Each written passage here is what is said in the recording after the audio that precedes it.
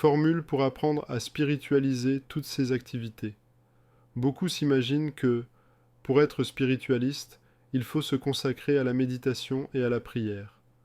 Non, n'importe quel travail, même spirituel, devient extrêmement prosaïque quand on n'introduit pas en lui une idée sublime, un idéal supérieur. Et, inversement, n'importe quel travail prosaïque peut être spiritualisé si on sait y introduire un élément divin. La spiritualité ne consiste pas à refuser toute activité physique, matérielle, mais à tout faire en vue de la lumière, par la lumière et pour la lumière. La spiritualité est savoir utiliser n'importe quel travail pour s'élever, s'harmoniser, se lier à Dieu. Quelles que soient vos occupations, même si ce n'est que pour 1 ou 2 minutes, vous devez vous habituer à rétablir plusieurs fois par jour le lien avec Dieu. Ce n'est pas la durée de la concentration qui compte, mais l'intensité. Vous vous concentrerez ainsi un moment, puis vous vous arrêterez.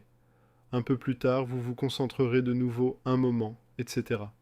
Si vous vous exercez à rétablir constamment le lien avec Dieu, vous réussirez tout ce que vous entreprendrez beaucoup mieux qu'auparavant. Quand on se lie à Dieu avant chaque travail, chaque occupation, le sceau de l'Éternel marque tout ce que l'on fait. Vous devez donc vous lier à lui constamment, où que vous soyez. C'est ainsi que chacune de vos actions s'imprégnera d'une influence céleste. Faites l'exercice suivant.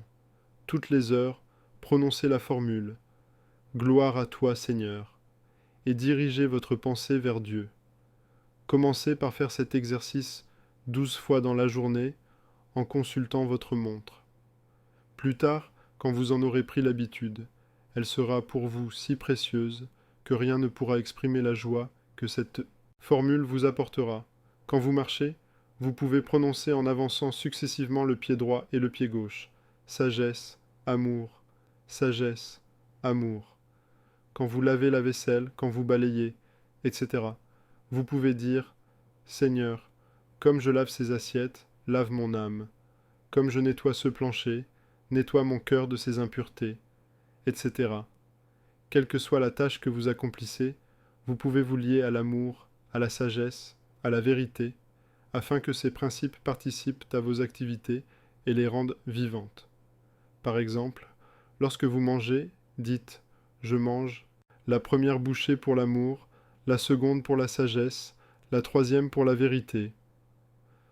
Lorsque vous vous habillez le matin, au fur et à mesure que vous prenez un vêtement, dites « Pour l'amour », pour la sagesse, pour la vérité.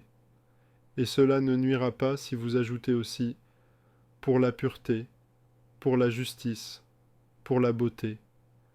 La pensée occupée par ces vertus, vous déclenchez des forces sublimes que vous mettez au travail. Lorsque vous faites un repas, vos gestes sont magiques. Vous pouvez donc préparer les plats en disant « Voilà l'amour, voilà la sagesse, voilà la vérité ». Et celui qui mangera ce repas sera illuminé. Quand vous touchez ou déplacez les objets, faites-le comme si tout votre corps était en train de chanter et de danser, et vous verrez que l'harmonie de vos gestes se reflètera sur vous toute la journée. Les gens donnent des coups de pied aux meubles, claquent les portes, bousculent les chaises, sans s'apercevoir que la façon dont ils font les choses les met dans tel ou tel état. Mais essayez.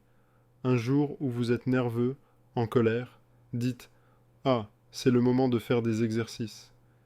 Et prenez alors un objet, donnez-lui quelques petites caresses, comme ça, gentiment, et à ce moment-là, vous sentirez déjà que vous transformez quelque chose en vous, que vous changez les courants.